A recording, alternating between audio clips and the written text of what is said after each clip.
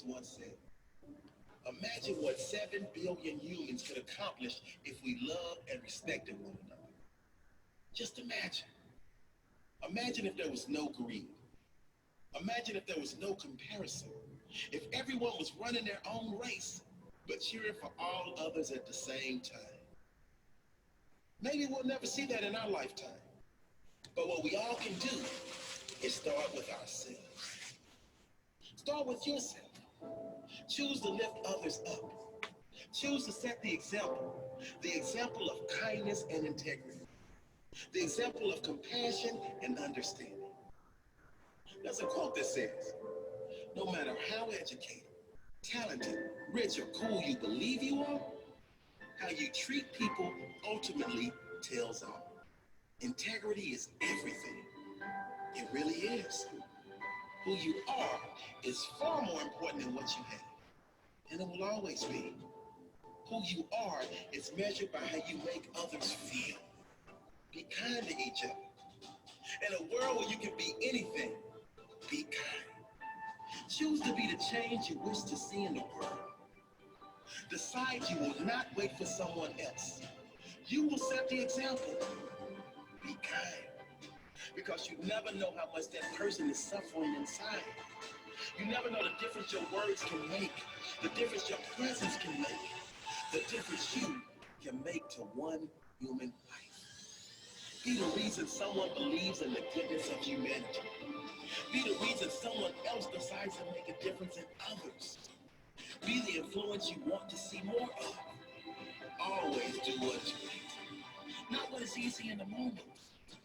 Kindness spreads like a virus. When you do good to another, that person does better to those they come in contact with. You really can make a big difference in the world today and every other day. Anne Frank said, in the long run, the sharpest weapon of all is a kind and gentle spirit. No one has ever made themselves great by showing how small another is. Be kind and always build others up to the best of your ability. Treat everyone with the same level of kindness that you would like for yourself. Not because everyone is nice, but because you are. Because karma makes no mistakes. Because it is right. Because you have integrity. Because you want this world to be better when you leave than when you arrive.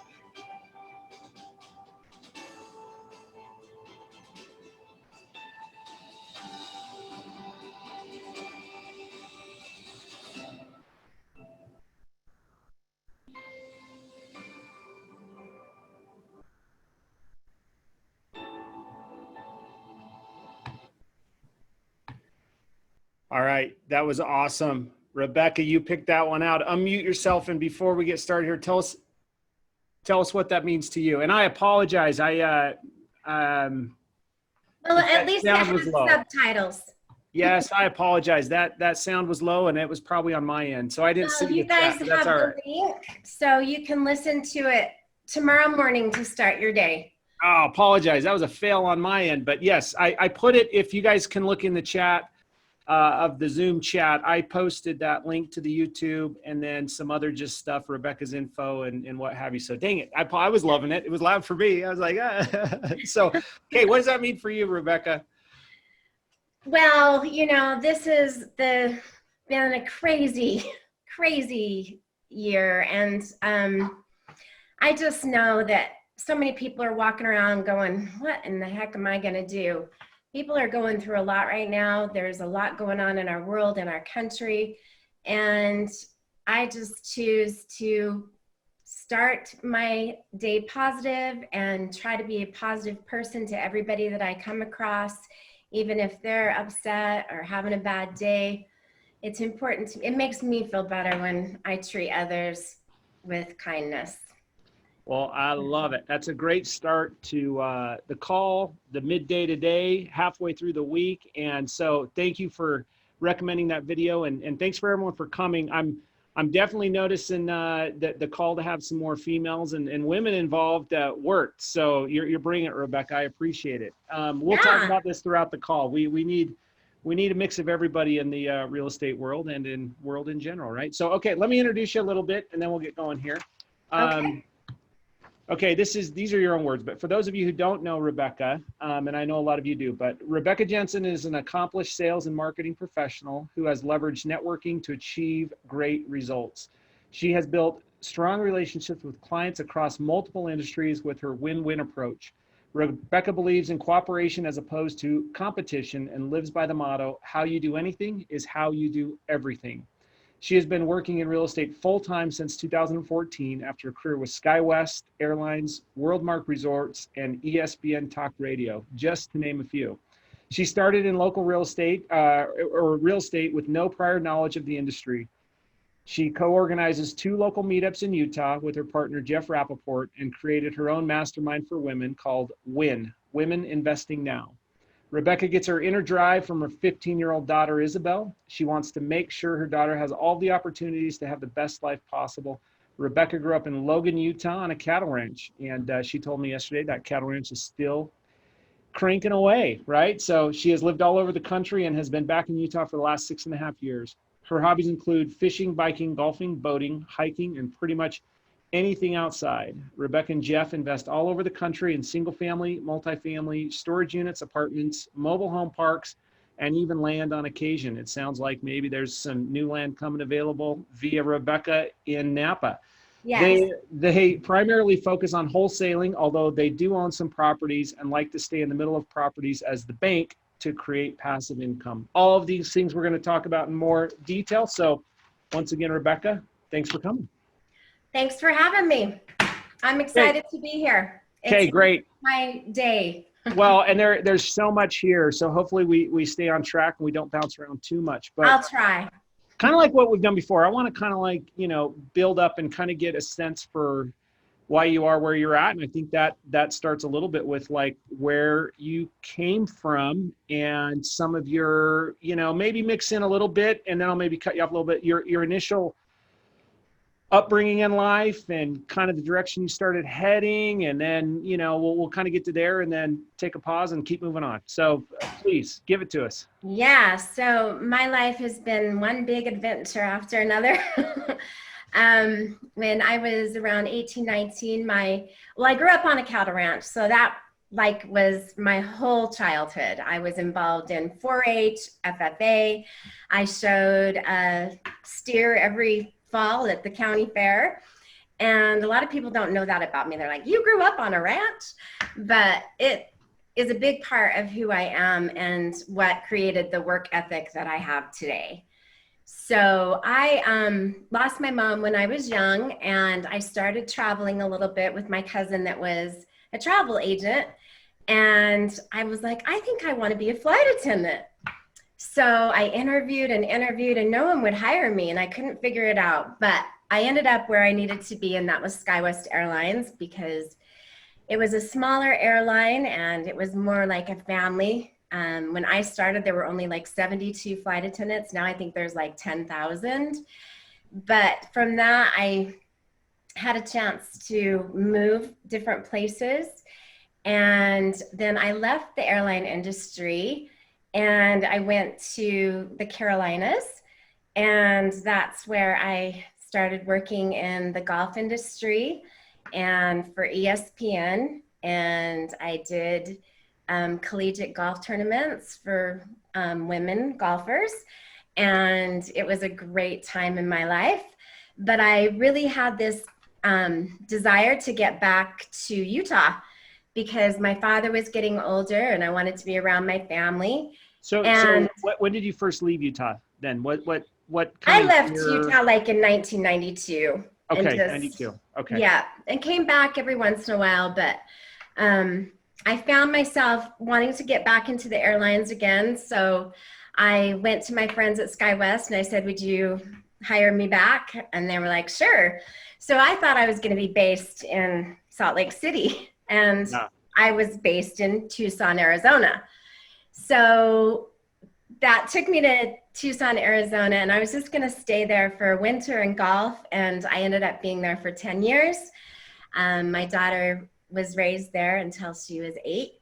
And Tucson was great too. I had a couple of cafes that I opened up. I sold one. And so I've got a chance to do a lot of different things. So when I came back to Utah, I was a little bit of a lost soul. I didn't quite know what I was going to do with my life. And I did a few jobs, and I was working for corporate America, a huge, big company. And it was a good job, paid great. I was a single mom. I needed that health insurance. I needed that salary. I needed to do well. And I had to go on a major medical leave. I was pretty sick. And the day I came back, they fired me. Oh my gosh. So do you mind I was me like, asking that at this point, how old are you? I'm 51. So it was a shock to me. Like, I'm in my late 40s. Okay. I have this daughter. I'm like, what am I going to do? I don't have health insurance. I have a car payment. How am I going to pay my rent? And that's when Jeff said, come and work for me. I'll teach you what to do. And I'm like, what do you mean? Real estate? Like an agent? Like a realtor? And he's like, no. I was like, well, what do you do? And he's like, just trust me. Just trust me. Come on Just board. trust me. I mean, this is obviously a sarcastic comment, but it sounds like throughout your whole life, someone just always gave everything to you, right? Like you just had the easy street, and it was like, Oh my gosh, there's been times that I've lived in my car. Well, this is really powerful. I mean, what a cool story to see where you've come. Well, so talk about this just for a minute. I think that's going to resonate with some people, because what I think is cool is like, you've just battled, and you've probably done it sometimes with not a super smile like you have now, but that smile that you've always had probably has kept you to the point of where you're at today, right? So yes. What got you through those, that grind and the hustle to just kind of keep going? I have just tried to surround myself with really good people. I have really good friends. And of course, when I had my daughter, man, nothing was going to ever get in my way of not making sure that she had the best life that she possibly could have, that she had some stability. And she's been through a lot. She transferred a lot with school.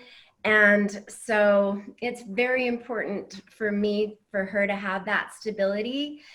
And I really have this desire to like motivate and inspire people, because I figure if I can do real estate, there's so many people that want to get into real estate. Okay. Mm-hmm. And they think that they have to have the perfect desk and the perfect business card and the computer and the car and the money and and the website. You don't.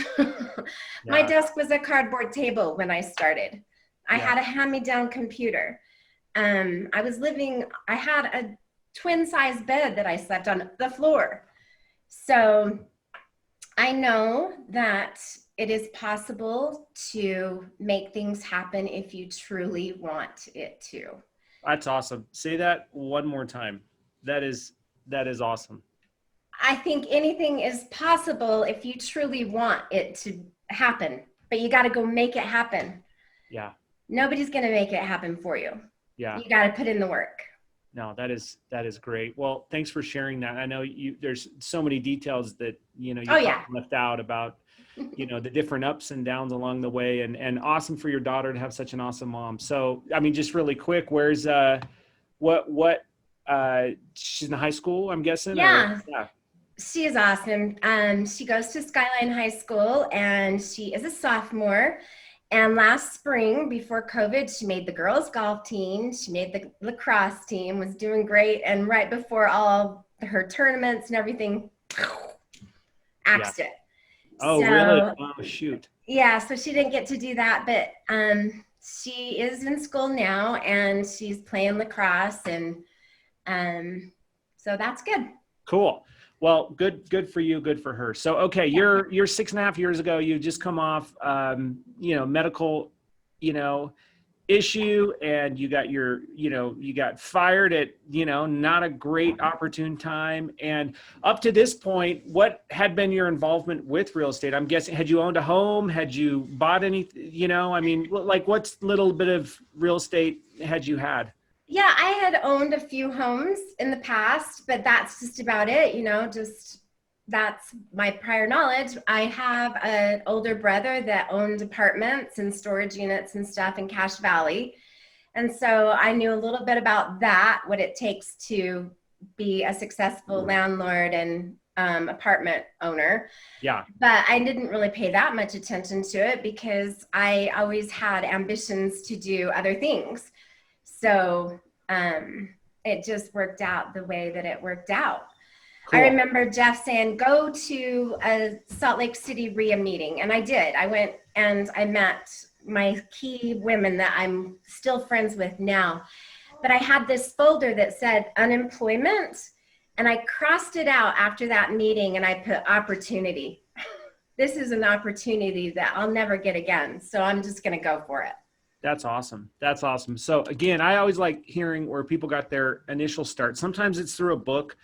Obviously, sometimes it's through your network or connections. And I was just talking briefly before the call started with Casey Ames up in Idaho, who's been on the call and who's just an awesome dude, and talking about, just taking action, right? And when you have an idea or you're invited to do something that sounds good and, that could be an opportunity to take that next step and jump on it and do it. So, okay, cool. So you're great. You're at this, RIA, and this is, I know Jeff's story kind of commingles with yours a little bit at this point, right? As far as, but just give a brief recap of like what Jeff was doing at that time with his business and, kind of pick it up with where you get involved, because then it'll kind of paint the picture for what you guys are doing now and the success you're having and stuff like that. Sure. So my partner, Jeff, he lost everything in the crash. And when I met him, we were both selling timeshares for WorldMark because he didn't quite know what to do with his life. And I liked the job. He did not. And he always says that I motivated and inspired him to get back into real estate. So I quit WorldMark and because I wanted to be home more with my daughter. Yeah. And like the day after I quit, he quit too. And he started back doing wholesaling. Okay. And so that's what he was doing. And we weren't doing much of it in Utah at all. We started doing most of it in Idaho. Got it. So when I started in real estate, I knew nothing more of virtual. Never met the seller, rarely met my buyer, except for if I met my buyer like at a networking meeting or a Salt Lake City RIA or the Utah RIA or whatever. So that's how I built my whole network, is attending those real estate investors association meetings. At one time, I thought about starting one up in Idaho, but that was going to take away too much time as well. So at that time, we started a couple of meetups that still run today, which I hope we get back to doing them in person again. But we started the Utah Investor Meetup, where we get together and just network, and that's been going on at Club 90. So as soon as they lift some restrictions, we'll be back there. And then we do the wholesale meetup, where we teach aspects of wholesaling. And we got the idea to do this apprentice program because I was going to all these boot camps and meeting all these people, and I was like, wow, we should start these meetups. We should start an apprentice program. Jeff always wanted to start an apprentice program. He loves to teach. And so we did that too. Awesome. So what is your main focus day to day now, and how has that maybe changed as you've developed different or new capabilities, as you've gotten more familiar with the whole process of real estate? What's your kind of like special skill as it relates to what you do professionally? I have very special skills. Um, so for the first while, it was just Jeff and I. Got We it. were doing everything: lead management, generating leads, pre-screening sellers, getting things under contract, doing all of that. And as we grew and went with some momentum, it's taken a while, we started hiring. And so we have, I mean, there is no way that I could do the amount of work that I do, the amount of volume that we do, if I didn't have a fantastic team. So I have a wonderful, wonderful team. And I can tell you about that if you guys want to know, like how let's our- drill down. Let's drill down a little bit to just kind how of our working. operation is. Yeah. Because I think I talking with people and even myself, right? Like you do get stuck in how to grow and who you can trust and how you can train them. I mean, I know for me, I've struggled with that just because like it's just not my special skill, right? I can do a lot of things pretty well, but Yeah. like duplicating myself and the process and the systems, can be a daunting one, right? And especially when you're initially, because there's that fear, right, of spending money to like get help, to get Yes. new leads, and then is it all going to pay off? And then I'm sure some days you're like, what are we doing, right? But Yes. yeah, talk about it in a little bit more detail. Okay, so our team consists of Jeff and I. So Jeff started the company, so he's the president and so forth. And we have a disposition manager, which is me. And so I'm in charge of when we get a property under contract, I sell it. So basically the process is we have lead generation. So we have a virtual assistant, a VA that's in the Philippines that helps screen our leads, and she puts them into our CRM, which is Podio. And we have a fantastic transaction coordinator. His name is Mohammed. I know that a lot of you guys have met him. He has been our superstar success person from our apprentice program. He started with us like 5 years ago almost. And he barely knew any English. He was working full time. He had immigrated from Iraq and had a young family. Okay. Hold on. I got to pause you. So your team, if I'm understanding right now, that you're successfully, finding deals in not only Idaho, you'll get into this, like all over the country, but some of these guys that are, can be pretty proficient and expert in real estate throughout the country are, in the Philippines and from Iraq, right? Like, so it's cool. Yeah. It's cool what you can train and what you can learn and how you can implement stuff. So that's awesome. Oh yeah. He's brilliant. So, and we have incorporated his brother as one of our virtual assistants as well. He's in Turkey. Awesome. So he helps us with marketing. And this is a worldwide organization you got here. Yes. And then we have Mohammed's wife. Her name is Sarah, and she's lovely. She's learned so much about just helping me build the buyer's list and marketing and what probate is. I mean, these are people that did not know what probate is, or, I had this girl in the Philippines that didn't know about mortgages and CRMs. And so that's pretty great. And then we have an acquisition manager, and his name is Josh Smith. So he is also an agent, and so is Mohammed. Mohammed got his license as well.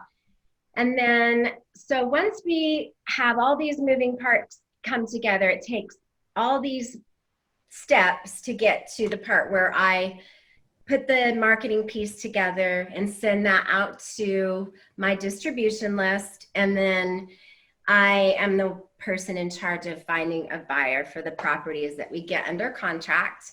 And then once we get them under contract, Mohammed handles all of the closing, and Jeff handles just the overall company. Yeah, no, that's awesome. And, obviously knowing you guys, pretty well, and knowing, seeing all of the wholesalers out there and the different things you guys, and correct me if I'm wrong, but to me, you guys are a little bit more unique in how you do it. That's why I wanted to have you on for a number of reasons, but one of them was because, you are wholesalers, right? But you offer something usually that a lot of the wholesalers don't. One, a variety of products that really are not so much single family home based. I mean, obviously you'll take them, right? But you guys seem to find properties that are, lots of multi-units, some industrial, some storage units, some mobile home parks. You guys just sent one out the other day. So you're not afraid to like find those kind of like non-conventional. When I say that, I mean, just not the bread and butter single family homes that everyone's competing with. Like you found a niche that works, and you found a different kind of seller versus your single family home seller. And then the other thing you guys do is clearly try and package some sort of creative financing component to it. I mean, obviously people can just buy your properties with cash, right? But so talk a little bit more about that for those that maybe aren't on the call and that don't know you, or that know you, they're like, oh, I didn't realize that's the inner workings of I forgot to mention too, we also have a full-time guy that just calls all day and establishes relationships with brokers, and that's where we get a lot of our bigger deals. And then we have a partnership with another guy in California that we do the storage units with. So, and then we have all these little apprentices. There are a little army out there generating leads for us. And so that's why we, just closed on a house in Wisconsin. We had one in Alabama, and we have a couple, I think, in Florida. So that's where we get all of our deals from. And we still do stuff here in Utah. Yeah, for sure. Yeah. So but your model, it sounds like your model as far as sourcing deals, like your money is being spent more in people and maybe salaries or referral fees or whatever you want to call it. That's versus like, I mean, I'm sure you guys do plenty of the traditional marketing, but no, we don't. You don't. Okay. So this is what's so cool. There's guys, I mean, if you're listening, there's a gazillion and one ways to do real estate and find leads. Find what works for you, what you're passionate about, and drill down on it. It doesn't just have to be mailers. Someone was asking me the other day, like, how do you find property? It's like, well, I don't know. Like you could do anything and just do a lot of it and tweak it along the way. And you're going to find stuff. So anyway, we started this with no money, like zilch. We didn't have $5,000 to go do a big mailing. He had me calling every day, for months, getting used to talking to sellers, and that doesn't cost any money to pick up the phone and have a conversation. So, we don't spend a lot of money on marketing. We do have some niches with some of our lead generation, but a lot of it has come from relationships. Yeah. So. Awesome. And probably a call for another day with Jeff Rappaport. If you guys all know, when we're saying Jeff, we're saying Jeff Rappaport, right? But what we, and if Jeff's listening, throw in the chat room for people that aren't familiar with it, your podcasts, and then, someone on your team, maybe drop in, links to like where your meetups are and stuff like that. That'd be great. There's probably a few of you guys on my team, but we focus a lot on creative financing. So each letter of intent that goes out to a seller usually has a seller financing offer in there, besides a cash offer. So. And Jeff just posted that, Jeff. So thanks for posting that in the chat room. So I'm guessing just kind of like more of the details of how everybody wants seller financing, but my assumption is that if you guys aren't intentional about that's kind of what you're going for with the seller from day one, from your initial marketing, your initial phone calls, you're probably not going to get it the way you guys get it, right? Especially if you absolutely not. I'm paying cash, right, or whatever. So, so talk about a little bit about your mind frame and your guys' philosophy of like. What I'm going to try to get into is like who your ideal seller is and then who your ideal buyer is. But it all starts with probably your guys' just intent of like, this is how we want to try to structure these deals. They're probably the best way for us to buy them, and they're probably the best way for some of our buyers to buy them. Yeah, which makes us unique because we'll buy pretty houses. and buy them with terms and find owner occupants to move into them. That's all I've ever known too. I mean, we bought a house to flip, and that house has paid, like, we use that money all the time. The seller didn't need all of his money right up front after we, closed and resold it. And we keep on using that money over and over and over again. Yeah. So and I am not the brilliant one behind that. That is all Jeff. He has that creative mind. He thinks creative. And when we teach everyone how to speak to the seller and set them up for that kind of an offer and hope that they will take it. And of course, the answer is always no, unless you ask. Right. So we ask every single seller. So I'm guessing the only way to buy real estate is, if I'm understanding you right, and I'm listening really hard, is you can only get loans from banks to be able to buy real estate, right? No.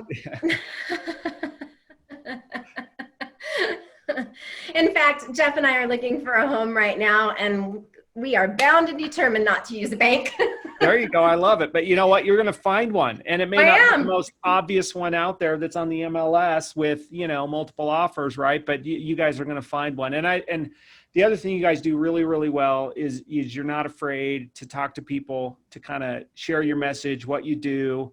Every once in a while you're going to crash and burn a little bit with, a deal or whatever. But I also know, from both you and Jeff, you're pretty relentless in not giving up until you only need one person to, one, agree to sell to you, and then two, to buy from you. And I know I've seen it with you guys where you'll shuffle through a couple of people and a lot of drama on the back end, and you might be on your third or fourth buyer, but you get it done, right? Because those leads, just like, I'm guessing the analogy from your life experience, right? Like, nothing's to be wasted, right? Like, thank goodness you had a car at some times so you could sleep, right? Like these leads are like that, I think, for you guys. Yeah. And really, we are problem solvers. And that is like my absolute favorite thing about real estate, is the relationships, helping people. And there's so many things that you can do to help people in real estate. And that's for a whole other, podcast or talk. But yes, problem solving equals money. And, we don't give up. Like, we will keep on going. I follow up. Buyers are a heck of a lot harder than sellers. Yeah. They are very, very difficult sometimes. So let's transition to that a little bit. And then to kind of, like, we're maybe a little over halfway through here of our time together. I want to talk a little bit more about this, but then I also want to talk about, those other things with real estate that you're passionate about in more detail, the meetups, getting women involved in real estate and stuff like that. So who would be your ideal seller? I mean, maybe there isn't one specifically. Someone that calls me and says, "Hey, will you please buy my house? I'll sell it to you for $50. That happens all the time. I'll take over your payments. Or will you take over my payments? How do you profile, though, and target those? And we maybe talked about a little bit with just your intent of your marketing, but what, who are you guys looking for? Anybody. Like, they may not be wanting to sell now, but eventually they might. Their circumstances might change, but we will call anybody. Pretty houses, vacant houses, probate houses, divorce houses, ugly houses, and of course, commercial, mobile home parks, storage units. So our seller is practically anyone. Right. So we don't really target anybody, because we'll call and ask them. And then, of course, we have the relationships with agents, brokers, and so forth. So they bring us leads all the time. Awesome. Yeah. Well, and it clearly, is not just luck that this is all happening. When you described your team, I forgot, you're talking about 7 or 8 or 9 different people in one different capacity or another, right? That are very strategically focused on just that one lane that they're doing. Like, your guy that just is on the phone making new contacts with brokers or whatever. So, it is hard for those listening that are just kind of a one man or one woman shop to do all of that, but Sure, you but can you don't do have it. to. Yeah. It's not an excuse. Jeff and I did it just with the two of us, Yep. You can do it. He Yeah. did it alone by himself until I started. Yeah. So, But then what's cool is you get some momentum, you get the right people in the right Yeah. seats, and then you start learning how to gel together and who's best at what. But in the meantime, carve off 2 hours a day to just pick up the phone and call people, be organized, have a, CRM that can help you track things, and, make it as easy as possible for yourself to do all the functions in the limited time that you have. Right. So, Right. and then I know, any seller is a good seller, but you can also, with your creative financing, again, we'll drill down with Jeff's podcast and some of the stuff that he does, but you can take, an at market deal and still make it be one that works with the right kind of terms and seller financing and creative financing that you can put together. So, Yes. there's more than one hammer in the toolbox to buy these ones. So what you're saying though is so true. And we all get, are clouded in that limiting beliefs where it's like, well, I can't do that. I'm not on a wholesale team, or I can't do that. I don't have cash, or We don't say can't in our family. Can't is not a word. that's a bad word. I love it. It's a bad word. Okay. So those out there that maybe haven't bought from you guys or haven't seen your lists, or, maybe you're on the flip side, your regular purchasers, who I'm aware of a lot of them, not all of them, but, what kind of profile do they have that makes them successful in buying your properties, other than they just, want an investment? But have you noticed a thread of like, if you were to define some qualities or characteristics of like your what would you say is your best buyers? Sure. So my best buyers are the guys and gals and companies that can make quick decisions. Got it. Because my job is all about moving stuff. So we negotiate with the seller on price and terms because we promise that we will close fast, we'll close as is, and that's how we get the prices that we get for the deals, and we get some great deals.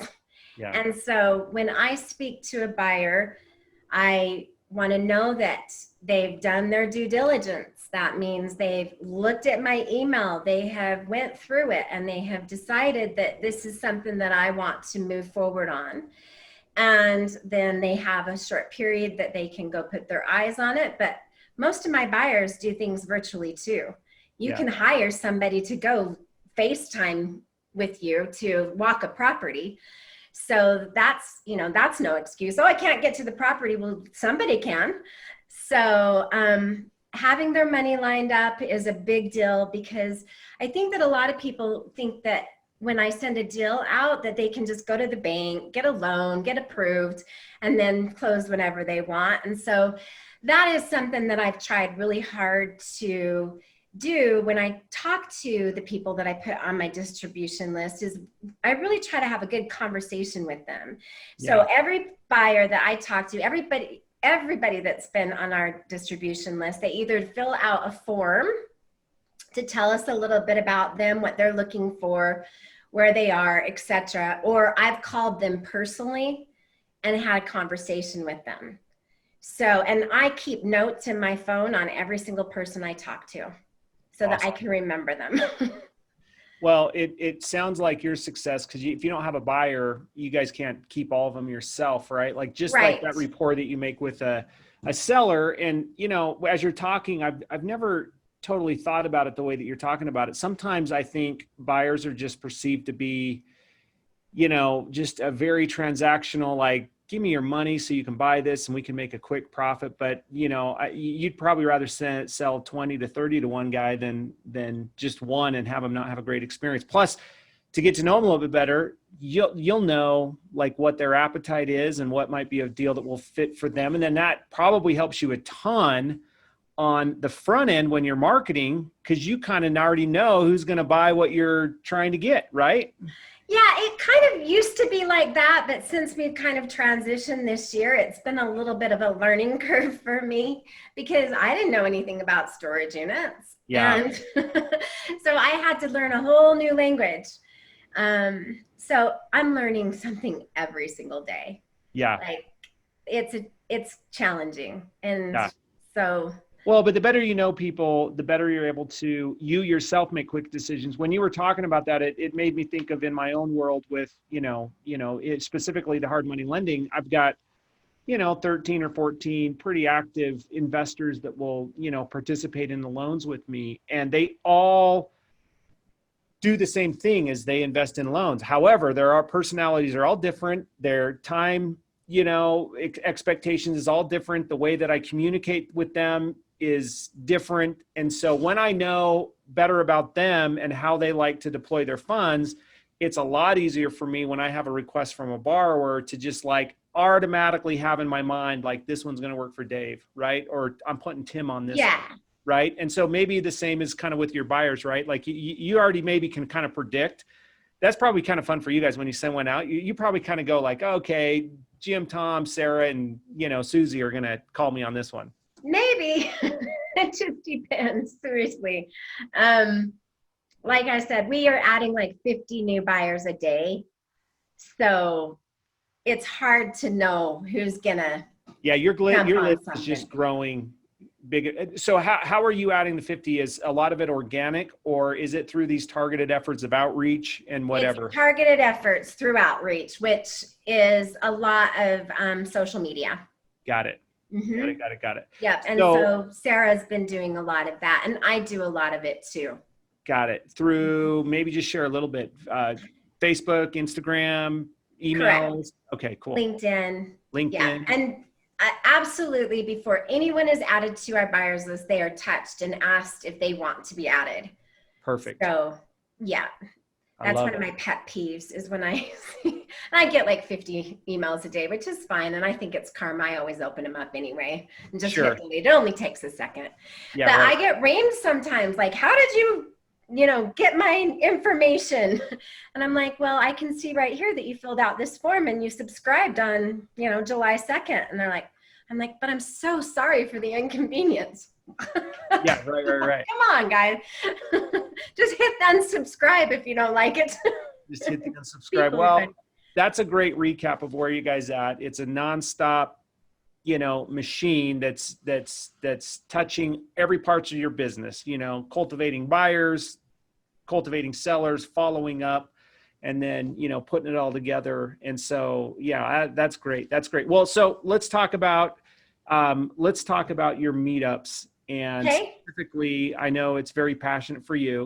We kind of talked about this a little bit yesterday and joked about it. Like, so why, there's probably a fair amount of women in real estate, but it's maybe more dominated by men's, especially if you go and look at the RIAs and stuff like that. It's, I don't know, like 2 to 10 maybe, or something like that, or 1 to 10. Well, the first mastermind that I was involved with was with Kent Clothier and Sean Terry and Justin Colby. And Jeff went with me to the first one, but then I went to the second one by myself, and they were brutal to me.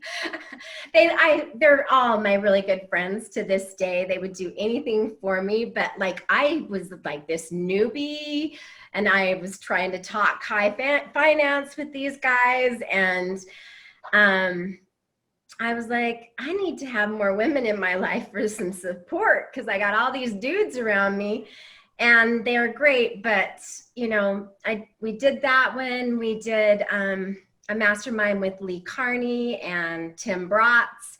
And so I've always been around these high, caliber men investors, and they always have been so impressed that I started this women's group because they're like, we need more women like you in real estate. And so I started that about, I guess it was like 4.5 years. So right after I went to my first mastermind, I came home and started W.I.N. So W.I.N stands for Women Investing Now, but it's not just real estate. So our motto is women investing in themselves, Perfect. women investing in each other, women investing in the community, and women investing in real estate. That's awesome. So we get together and we do vision boards because I believe that what you think about and what you put out in the universe is going to be, you're going to attract it. We have speakers sometimes that come and talk to us about different things. We do books that we discuss, and we always do a service project every year. So every December we do a donation drive for the youth homeless shelter. Awesome. And we get hats and gloves and socks and all those things that you take for granted every day. And we usually drop off a few carloads of donations to that. So that's pretty important to all of us that are in the group. I haven't tried to make it huge because I wanted it to be a true mastermind where you have haves, wants, gives. And so it's a small group and everybody is amazing. You don't have to be in real estate to be a part of it because, it's just that. It's people that are in, or women that are in real estate are drawn to it because we all are so close in the community. Yeah. No, that's awesome. And I think of the different women that I work with in, like Maria, who's been helping me out a ton this last year and a half. She's phenomenal. And she's in the group. Good. She is in the group, right? And that's great. And a success story for her, which is really cool, just to see people go from not a lot of real estate knowledge to, taking awesome action. Her and her husband, they're closing next week on their first house, which they're going to house hack. And they wouldn't have, maybe thought that was possible a couple of years ago. Right. So it's really cool. And then I'm going to call out Nicole, who is on the call, I believe. I can't see everybody right now in my vision, but she's just bought a duplex for the first time herself. And she's looking to get her first flip. So anyway, it's not just women, right? But it's cool to see you can start from ground zero and pretty quickly, with the right networking and the right support and the right education and the right group, get to a pretty cool place pretty quick. And, that's what's great about, what obviously we're doing here and that you're doing with your different meetups and stuff like that. So how could someone reach out to you if they're interested in, maybe exploring more about? Pick up the phone and call me. Okay, cool. And Rebecca's number, just again, as a reminder, is in the first part of the chat, as well as 801-865-4167. There you go. You got it. Awesome. Okay. So I imagine, maybe just briefly, what are some successes you've seen from the meetups, whether it's this WIN specific one or the other meetups? Like what are the reason people should be going to those and doing them if they're not already? Well, the people that you surround yourself are going to be the movers and the shakers. I always want to surround myself with the people that are doing stuff. I have a little bit of tough love. I say all this about kindness, and I believe in all of that too. But I also believe that there's so many people out there just excuses. Mm-hmm. And so there has been so many people that have joined our apprentice program that have went on to do real estate on their own. And that's a success. And then, but those are the ones that take massive determined action. Yep. And just being around, just the people like meeting you. And everybody on this call, I pretty much know everyone on the call. I've just had such great times with all of them at meetups, just having fun, just talking, and then teaching, of course. And I really enjoy just relationships, and I really love networking. It's my favorite part about my job. Well, and it's fun, and it at the end of the day, you do it because you want to help people, you get something out of it. But if at the end of the day it doesn't help, fund your lifestyle in a way too, right? Like, I mean, that's just a Sure. big part of it. It does work to create opportunities that you can capitalize on. And Josh gave you, and Nora and Adrian gave you a good shout out there. And I know Josh is coming back from a mastermind that he's at. So you know, all that stuff, you have to do it. I kind of picked up the whole networking and you know, coaching or whatever you want to call it. I would say, you know, way too late. You know, it was almost maybe like 4 or 5 years ago myself. Right. So it can be a lonely world in real estate if you don't have, you know, support, and that support doesn't need to come from like partners. It's cool about, I don't know if this is like in the rest of the country. I imagine it kind of is, but it seems like Utah specifically, it is that abundance mindset. It just sometimes does not make sense that we share exactly how to do things, like how you pick up deals. I know. Like it's kind of counterintuitive, you know, that we do that, but it ends up being abundant for everybody, right? Everybody Right. wants something new. I mean, my first email that I send to people that are interested in our program, I say, I know, we're training our competition and Yep. we love it. Yeah. Because there's an abundance for everyone. There's so many things out there that you can do to make your life better. Yeah. No, And there's so many, and if you are making your life better, then you better be given back too. Yeah. And so Jeff feels passionate about that. I do too. We've came from nothing. So it's our obligation to give back and help others. I love it. Well, hey, we're look back. Well, I know your vision board and stuff like that. What Good you karma, yes. expect, you create. What are some of your goals out there that you're envisioning? Like, where are you headed? We've kind of talked about where you've came from, where you're at now. So where do you see, you know, yourself going? Where do you see, you know, the wholesale company going? What are kind of some of the goals you haven't accomplished yet? Well, I would like to be a little bit more hands-off. I want to hire an assistant, a full-time assistant, to do all the little things that I don't like to do. I'd love to be more of an assistant to Jeff, because anybody can do what I do, but he needs, he does a lot. So I would like to take some things off of his plate so that we can have more time together and travel and so forth. So it's not like I work 40 hours a week though. I mean, I take my daughter to school, I pick her up, I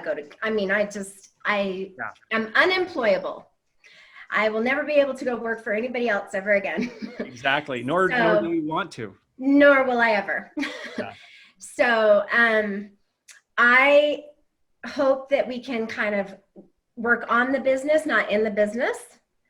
And, you know, that's coming. I can feel that coming very soon. Eventually, I want to have a home somewhere out of Utah. I don't want to be here in the winters anymore.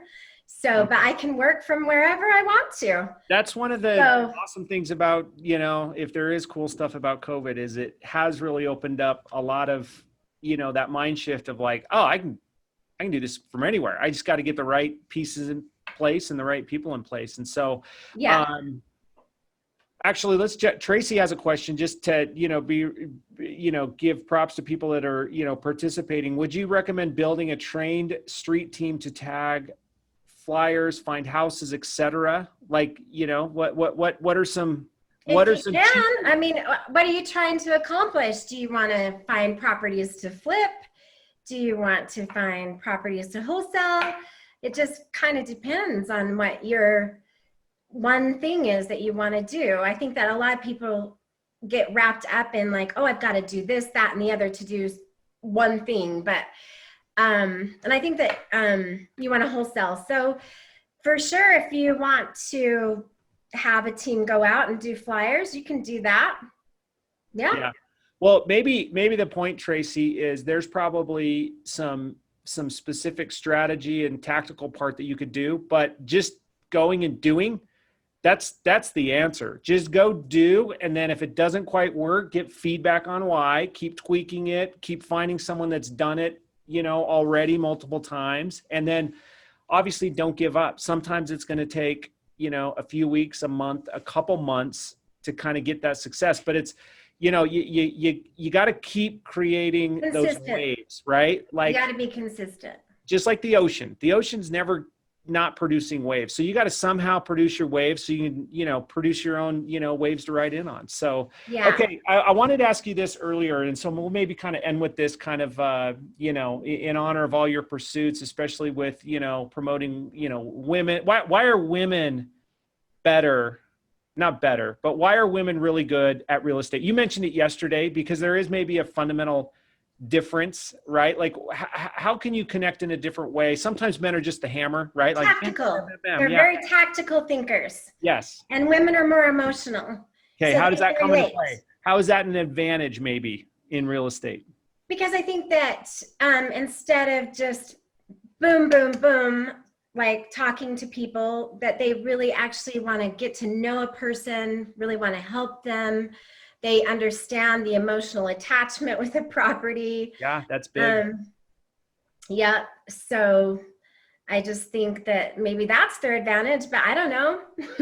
I don't really know how to answer that question. Well, I think there's something to that, right? And that's why it's good to have kind of a diverse team, because you can get different feedback from different people, and every seller, every buyer is going to have that different profile. Like if you've ever done a disc profile or just a personality, yes, like the reds, blues, greens, purples, whatever it is, right? Like, yeah, that stuff all comes into play. And so to have kind of a well-rounded perspective, and even just your marketing efforts, marketing to all 4 or 5 of those different types of profiles, yes, it's going to make your success rate so much better, just like it will with your buyer pool, right? Not every buyer is just like the same personality and profile, right? They all need to be wined and dined a little different, or just, correct, whatever. So yeah, that's right. Well, I think this is a good time with the timing of the day and kind of where we're wrapping up with the call. And you've gotten a lot of good shout outs, and thank you everyone, especially new people that specifically kind of just joined in to hear Rebecca. If in the chat, if you want to view any of the prior episodes we've done, I've had like 20 or 30. Yeah, they've been great. I love them. They're so inspiring. And if I can just end on one thing that I really, really want to drive home to people, and some of my apprentices that have been on the call, they've heard this from me before, but if you want to dominate tomorrow, start today. If you want next week to be great, start this week. If you want next month to be better than this month, you got to start this month. And if you want next year, 2021, to be your best year ever, you got to start now. The time is now. So get out there and go for it. I love it. I love it. Couldn't end in a better way. So that is perfect. Make it happen. Rebecca, thanks so much. We'll see you at the meetups, at you will. RIAs. We'll see you at the RIAs. I'm sure we'll be getting an email from, your wholesale company today with a pretty good opportunity. So someone jump on it. Probably. I think we are sending out something today. So awesome. I guess I better get back to work. Yes, go get it. Thanks everyone for joining, and we'll see you next week. Next week, just as a teaser, I'm hoping it still works out, Tyler Jensen's going to be joining, so that should be awesome. Sweet. All right, guys, take it easy. Have a great day. Thanks, you guys. I appreciate you.